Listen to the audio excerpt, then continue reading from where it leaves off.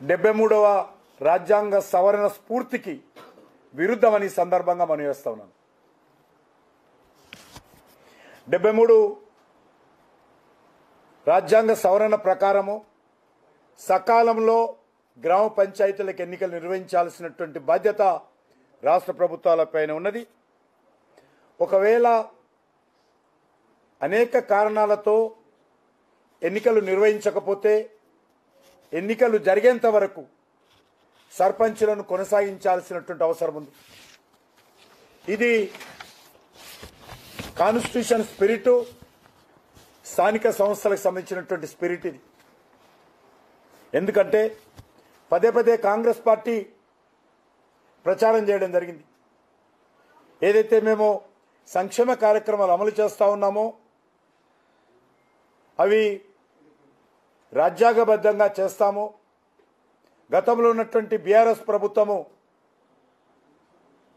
గులాబీ చొక్కాలు వేసుకున్నటువంటి వాళ్ళకి ఈ యొక్క సంక్షేమ కార్యక్రమం అమలు చేశారు. మేము అధికారంలోకి వస్తే గ్రామ సభలు పెట్టి గ్రామ సభల ద్వారా లబ్ధిదారులను ఎంపిక చేస్తామని పదే పదే నేటి ముఖ్యమంత్రి ఆనాడు ప్రకటించడం జరిగింది.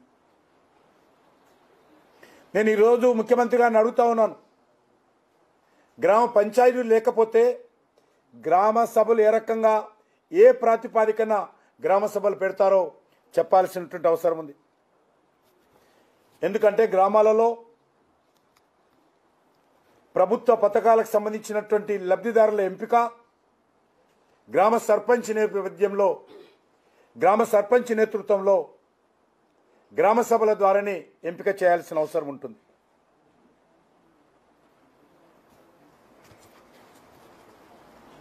రాజ్యాంగం ప్రకారం 5 సంవత్సరాలకు ఒకసారి ఎన్నికలు నిర్వహించాలి. ఎప్పుడు నిర్వహిస్తారో తెలియదు. కానీ అప్పటి వరకు ఉన్నటువంటి సర్పంచులను మరి కొనసాగించాల్సినటువంటి అవసరం ఉంది. స్పెషల్ ఆఫీసర్లతో గ్రామ పంచాయతీలు కొనసాగించాలనుకోవడము మరి అది మరింత గ్రామ పంచాయతీల వ్యవస్థను నిర్వీర్యం చేయడం అవుతుంది. అభివృద్ధి కార్యక్రమాలు ఆగేటువంటి అవకాశం ఉంటుంది. సంక్షేమ కార్యక్రమాలు ఆగిపోతాయి. కాబట్టి గ్రామ సభలే లక్ష్యంగా పెట్టుకున్నటువంటి ప్రభుత్వ పథకాలు ఎంపిక ఏదైతుందో అది ఆగిపోయేటువంటి అవకాశం ఉంటుంది.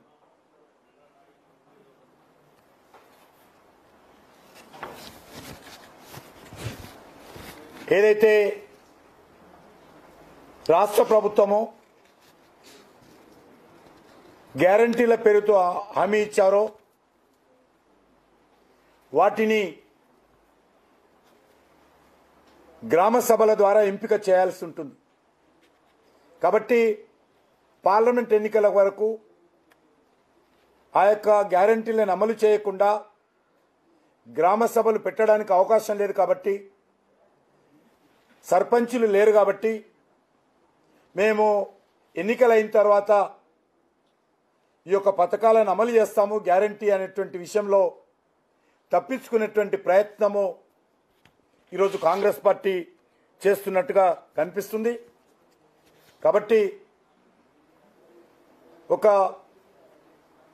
73వ రాజ్యాంగ స్పిరిట్ ప్రకారము ఉన్నటువంటి సర్పంచులను కొనసాగించి వాళ్ళ నేతృత్వంలోనే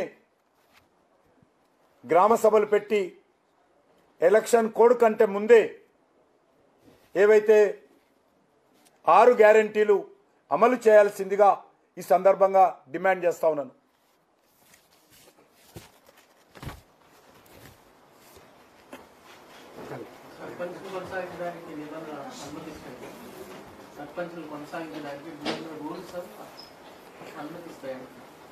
ఉన్నాయి. సర్పంచులను కొనసాగించడానికి గతంలో కూడా అనేక కారణాల కారణంగా ఏదైనా ఇబ్బందికరమైనటువంటి పరిస్థితులు ఉంటే అది శాంతి భద్రతలు కావచ్చు, లేకపోతే రాజ్యాంగపరమైన సమస్యలు కావచ్చు, వచ్చినప్పుడు కొనసాగించినటువంటి మనకు అనేక ఉదాహరణలు కూడా ఉన్నాయి. ఇప్పుడు కూడా కొనసాగించాల్సినటువంటి బాధ్యత ఉన్నది. ఎందుకంటే ఇది ప్రజాస్వామ్య స్పిరిట్, ఇది డెమోక్రటిక్ స్పిరిట్. ఇదే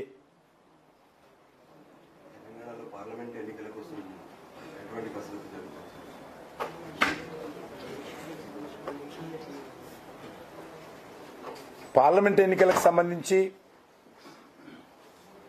మేము ఇప్పటికే పార్లమెంటు స్థానాల వారీగా సమావేశాలు నిర్వహిస్తూ ఉన్నాము. 2వ తేదీ నాడు హైదరాబాద్లో బీజేపీ స్టేట్కు సంబంధించినటువంటి రాష్ట్ర స్థాయి సమావేశాలున్నాయి. ఆ సమావేశాలలో పూర్తి కార్యాచరణ ప్రణాళిక రూపొందించుకొని ముందుకెళ్తాం. అందులో అనేక రకాలుగా ఇప్పటికే ఏర్పాటు చేసుకున్నాం. చాలా పకడ్బందీగా రానున్నటువంటి పార్లమెంట్ ఎన్నికల్లో తెలంగాణలో భారతీయ జనతా పార్టీ ఎన్నికల ప్రచారం నిర్వహిస్తాము. మంచి ఫలితాలు సాధిస్తాము. దానికి సంబంధించినటువంటి కార్యాచరణ ప్రణాళిక 2 నాడు చర్చించి 3 నాడు ప్రకటిస్తాం. వాళ్ళ ఇష్టం అది, వాళ్ళ ఇష్టం అది. మేమేమనుకోవడం లేదు. మా పార్టీ ఎవరు చేయాలని జాతీయ పార్టీ నిర్ణయిస్తుంది. మేము అడగలేదు ఇంతవరకు. యు ఆర్ కరెక్ట్, బట్ మేము అడగలేదు.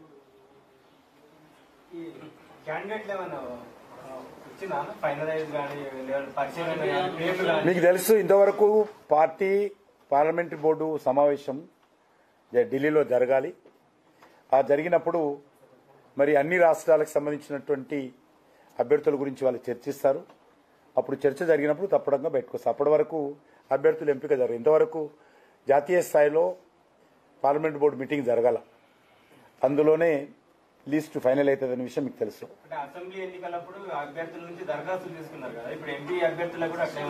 నేను దరఖాస్తులు ఎవరిని అడగడం లేదు. మేము పార్టీ నిర్ణయించడానికి జాతీయ స్థాయిలో ఏ రకమైనటువంటి దరఖాస్తులు అడగవలసిన అవసరం లేదని చెప్పి పార్టీ నిర్ణయం తీసుకుంది.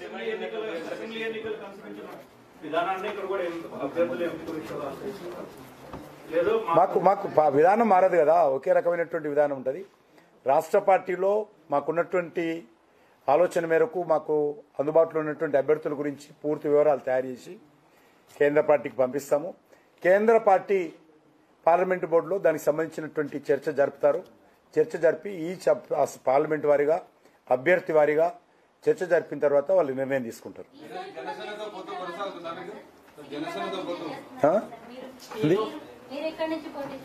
పార్టీ నిర్ణయిస్తుంది, నేను కాదు కదా. ఇంకేమైనా విషయాలు ఉన్నాయా? నేను ఇంతకుముందే చెప్పాను ఆ విషయం. ఇంతకుముందు చెప్పాను ఏదోటి. మేము ఏదైనా ఉంటే చెప్తాము. ఏదైనా ఉంటే చెప్తా, తప్పకుండా చెప్తాను. ఏదన్నా అదే ఆంధ్రకు సంబంధించినటువంటి ఆంధ్ర పార్టీ ప్రెసిడెంట్ అడగాలి.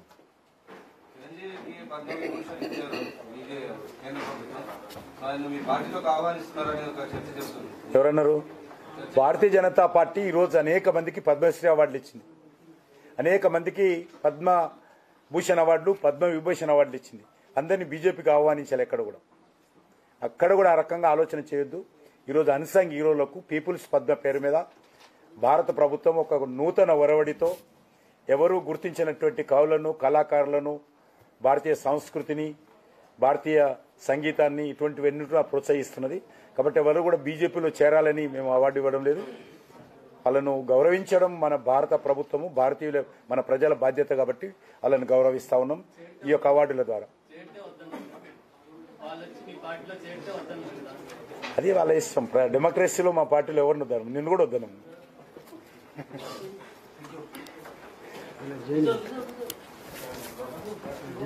చెప్తాను, పేర్లు